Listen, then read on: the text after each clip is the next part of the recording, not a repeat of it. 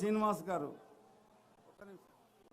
ఈనాటి తెలుగుదేశం పార్టీ ఖమ్మం శంకరావ బహిరంగ సభ కార్యక్రమానికి విచ్చేసినటువంటి తెలుగుదేశం పార్టీ వేదిక మీద ఉన్నటువంటి మరియు వేదిక ముందు ఉన్నటువంటి నా తెలుగుదేశం పార్టీ కుటుంబ సభ్యులందరికీ పేరు పేరున ధన్యవాదాలు తెలుపుకుంటూ ఈ రోజున మన జాతీయ పార్టీ అధ్యక్షులు గౌరవనీయులు మాన్యశ్రీ నారా చంద్రబాబు నాయుడు గారు నాకెనుగూడెం టోల్ గేట్ దగ్గర ఒక బ్రహ్మాండమైనటువంటి స్వాగతం పలకడం జరిగినది.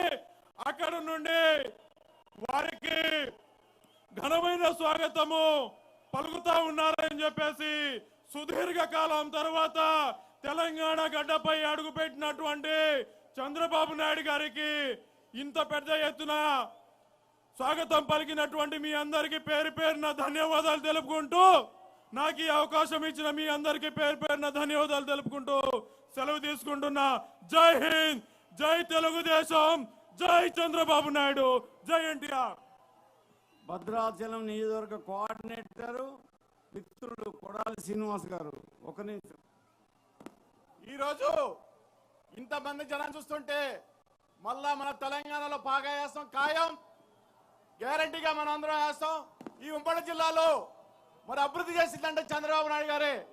మరి భద్రాచలం నియోజకవర్గం ఈరోజు భద్రాచలం ప్రజలందరూ కూడా గుండె మీద చేసుకుని పడుకున్నారంటే ఆనాడు ఆయన కట్టిన కరకట్టే. ఈ రోజు శ్రీరామరాజు భద్రాచలం ప్రజలందరూ కూడా ముంపుకు గురి కాకుండా ఉన్నారు. మొన్న భద్రాచలం వస్తే సారు బ్రహ్మరథం జనం పెట్టారు. కాబట్టి ఖమ్మం జిల్లా మొత్తం అభివృద్ధి చేసింది తెలుగుదేశం పార్టీ హయాంలోనే తప్ప ఈ కేసీఆర్ హయాంలో ఒక్క సున్నా కూడా చేయలేదని ఈ సందర్భంగా తెలియజేస్తూ నాకు ఈ అవకాశం ఇచ్చిన పెద్దలందరూ కూడా నమస్కారం తెలియజేస్తున్నాను. ఖమ్మం పార్లమెంట్ ఉపాధ్యక్షులు మోతుకూరి వెంకటేశ్వరరావు గారు. ఒక నిమిషం.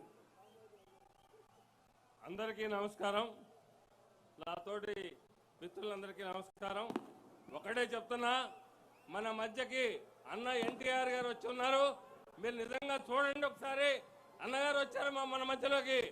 అదే అటు చూడండి, శంకారావం గురిస్తున్నాడు మన అందరి కోసం.